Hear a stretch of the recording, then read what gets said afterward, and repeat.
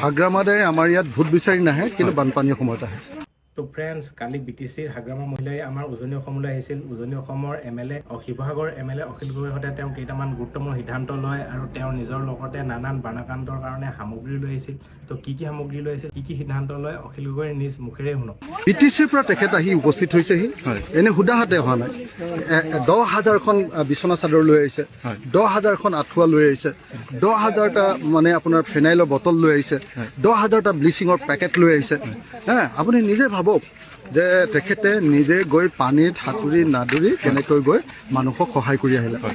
তাৰ পাছত আকৌ তেখেতে দুটা কথা দি গৈছে যে ইয়াৰ 2খন বা 3খন গাঁও ৰিহেবিলিটেট কৰি দিব, 1 নম্বৰ।